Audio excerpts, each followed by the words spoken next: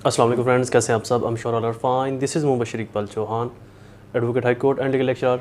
हमारा आज का टॉपिक बहुत ज़्यादा इंटरेस्टिंग है। ये बेस करता है, अभी रिसेंटली आपने देखा होगा कि एक मजहबी जमात के रहनुमा को गिरफ़्तार किया गया। तो क्या हुकूमत किसी भी वक्त किसी भी शख्स को गिरफ़्तार कर सकती है? अगर कर सकती है, बग़ैर वारंट के, बग़ैर नोटिस जारी किए, अगर वो अपनी फैमिली के साथ जा रहा है, किसी टूर के ऊपर है, बग़ैर उसको इतला दिए, तो वो किस कानून के तहत की जाती है और उसकी लिमिटेशन क्या है? क्या उसके ऊपर बाकी लॉज इम्प्लीमेंट होते हैं या नहीं होते? क्या उन गिरफ़्तारियों की FIR होती है या नहीं होती? क्या वो गिरफ़्तारियाँ एंटी टेररिज्म के अंदर आती हैं? कि गवर्नमेंट किन मुहर्रकात की मद में किसी को गिरफ़्तार करती है? क्या उस शख्स की डिमांड फुलफ़िल नहीं की जा सकती? अगर फुलफ़िल की जा सकती हैं तो किस तरह से? और दूसरा हमारा इस वीडियो का पोर्शन होगा कि कुछ मजहबी जमातों की तरफ से फ़्रांस के सफ़ीर को मुल्क बदर करने की बात की जा रही है और इसके ऊपर एक एग्रीमेंट भी मौजूद है उस मजहबी जमात और गवर्नमेंट के दरमियान में तय हुआ। तो क्या गवर्नमेंट किसी भी सफ़ीर को बददखल कर सकती है? बददखली का आम मतलब क्या होगा? क्या इसका मतलब खुली ऐलान जंग होता है? इसकी मद के अंदर मुल्क को कौन से नुकसान उठाने पड़ते हैं? क्या इसके लिए नेशनल डिबेट का होना ज़रूरी है? अगर हाँ, तो किस कानून के तहत? इन तमाम चीज़ों को कम्प्रीहेंसिवली डिस्कस करने जा रहे हैं। ऐसी और इन्फॉर्मेटिव लेक्चर्स को सुनने के लिए, अपडेट रहने के लिए मेरे चैनल को सब्सक्राइब करना, बेल आइकन को प्रेस करना बिल्कुल ना भूलेगा। शुरू करते हैं हमारा लेक्चर कि क्या गवर्नमेंट हुकूमत वक्त किसी भी शख्स को किसी भी जगह से बग़ैर बताए, बग़ैर वारंट दिए, बग़ैर नोटिस दिए अरेस्ट कर सकती है या नहीं? जी हाँ, गवर्नमेंट किसी भी शख्स को किसी भी वक्त अरेस्ट कर सकती है। किन ग्राउंड्स के ऊपर, किस कानून के तहत, वो आपको बताता हूँ। बेसिकली जहाँ पर गवर्नमेंट को लगे कि कोई शख्स अवामुन्नास के अमन व अमान को तबाह करने जा रहा है या उससे तबाही का ख़तरा है, ख़दशा है, एक वसी तर पैमाने पर, एक वसी तर एरिए पर लोगों को मुश्किलात का सामना करना पड़ सकता है, तो इस मद में गवर्नमेंट किसी भी शख्स को इवन दो वो सस्पेक्टेड ही क्यों ना हो, वो मशकूक ही क्यों ना हो, मतलब अभी तक उसने कोई ऐसा एक्ट नहीं किया, लेकिन कर सकता है, इस दौरान उस शख्स को अरेस्ट कर सकती है। कि the West Pakistan maintenance public order ordinance 1960, West Pakistan maintenance public order ordinance 1960 के सेक्शन 3 के तहत गवर्नमेंट किसी भी शख्स को किसी भी जगह से किसी भी वक्त अपनी लॉ इन्फोर्समेंट एजेंसी को मुतहर्रिक करने के बाद अरेस्ट करवा सकती है, इंटेलिजेंस बेस या पब्लिक को, जैसे भी गवर्नमेंट को फिजिबल रहे। इसका सेक्शन 3 क्या कहता है वो भी थोड़ा सा आपको पढ़ के सुनाता हूँ वर्डिंग के अंदर। उसको मैंने अपने मोबाइल के अंदर टाइप कर लिया था।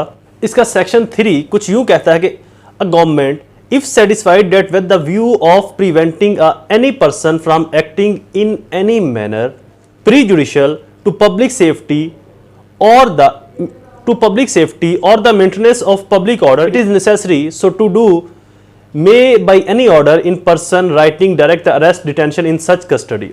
अगर गवर्नमेंट को ये लगे कि कोई शख्स पब्लिक ऑर्डर को, पब्लिक मेंटेनेंस को डिसऑर्डर कर सकता है, डिस्टर्बेंस क्रिएट कर सकता है, उसके ऐसी बातचीत से, मुहर्रकात से, चाल ढाल से, तो गवर्नमेंट उस शख्स को इन राइटिंग या जो भी गवर्नमेंट के लिए फिजिबल रहे उस ऑर्डर के ज़रिए गवर्नमेंट उस शख्स को अरेस्ट करने के अहकामात जारी कर सकती है अपनी लॉ इन्फोर्समेंट एजेंसीज़ के ज़रिए।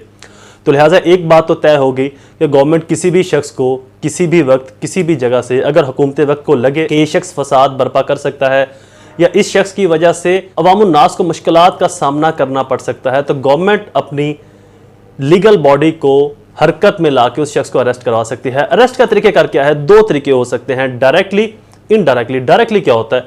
डायरेक्टली होता है कि जो गवर्नमेंट की बॉडीज़ हैं, लाइक जो गवर्नमेंट के मातहत होता है वो है इंटीरियर मिनिस्टर, जिसको हम जुबान ज़दाम के अंदर वज़ीर दाखिला भी कहते हैं, तो वज़ीर दाखिला उसको अरेस्ट करवा सकता है। इनडायरेक्टली गवर्नमेंट किसी सूबे से रिक्वेस्ट कर सकती है। गवर्नमेंट यहाँ से मीन है, गवर्नमेंट का यहाँ से मुराद है वफाक, फेडरल किसी सूबे से, किसी ऐसे ज़िले से रिक्वेस्ट कर सकता है कि हमें इस शख्स को अरेस्ट करके हमारे हवाले किया जाए, कैपिटल के हवाले किया जाए।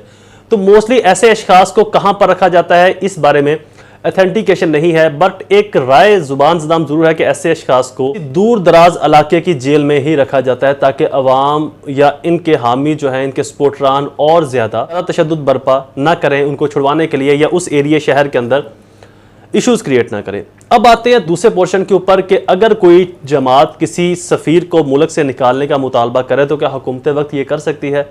यस, इंटरनेशनल लॉ हमें ये परमिट करता है, हमें इतनी गुंजाइश देता है कि अगर हम चाहें तो किसी भी मुल्क के सफ़ीर को अपने मुल्क से बददखल कर सकते हैं। लेकिन ये इतना आसान नहीं होता। बददखल कर सकते हैं, इससे इंटरनेशनल रिस्ट्रिक्शंस इंपोज हो जाती हैं। मुल्क का जो म्यार है, मुल्क का जो कद है वो इंटरनेशनल लेवल के ऊपर कम होता है कि यहाँ पर एक्सट्रीमिज्म है व्हाट्सएवर। खैर वो एक अलग डिबेट है, हमारा वो बहस नहीं। बट हुकूमत वक्त किसी भी सफ़ीर को बददखल कर सकती है, लेकिन किन सफ़ीरों को बददखल नहीं कर सकती? अगर गवर्नमेंट के किसी मुल्क के साथ ऐसे तजारती मुआहदात हैं या गवर्नमेंट ने किसी मुल्क का कर्जा देना है, पैसा देना है, तो ऐसे सफ़ीरान को मुल्क बदर करने में गवर्नमेंट को खासी परेशानी होती है। तो फिर ये नेशनल डिबेट के अंदर, कौमी असम्बली के अंदर लाया जाता है, इसको एक बिल की सूरत में इसको मंजूर किया जाता है। इश्यूज उससे क्या क्रिएट होते हैं कि अगर हमने किसी मुल्क का कर्जा देना है, पैसा देना है, तो उसके सफ़ीर को मुल्क से बददखल तकरीबन गवर्नमेंट के लिए करना नामुमकिन तो नहीं होता, क्योंकि कानून में इसकी गुंजाइश है कि कोई भी मुल्क अगर चाहे कि मुझे ये सफ़ीर नहीं पसंद या सफ़ीर नहीं रखना या इस मुल्क का सफ़ीर नहीं रखना, तो उसको अपने मुल्क से निकाल सकता है। लेकिन निकालने का मतलब खुली जंग होता है, मतलब कि हमारे उस मुल्क के साथ सफारती तल्लुकात बिल्कुल ख़त्म हो गए। तो इससे इश्यूज़ ये आते हैं कि अगर उस मुल्क ने हमें कर्जा दिया हुआ है या हमने उससे कुछ लिया हुआ है, कर्जे की मद में, वेपन्स की मद में, किसी और सोर्सेज की मद के अंदर, तो वो फिर हमें प्रेशराइज करेगा कि मेरा ये इमीडिएटली फिलफूल वापस किया जाए, जिससे मुल्क के अंदर फाइनेंशियल इशू सर उठाने लगते हैं। अपडेट रहने के लिए, ऐसे ही लेटेस्ट लॉज को जानने के लिए मेरे चैनल को सब्सक्राइब करना बिल्कुल ना भूलें। दोबारा हाजिर हूँगा किसी और इन्फॉर्मेटिव वीडियो के साथ। तब तक मुझे अपनी दुआओं में ज़रूर याद रखें। अल्लाह ताला आप सबका हामी नासिर हो। वस्सलाम।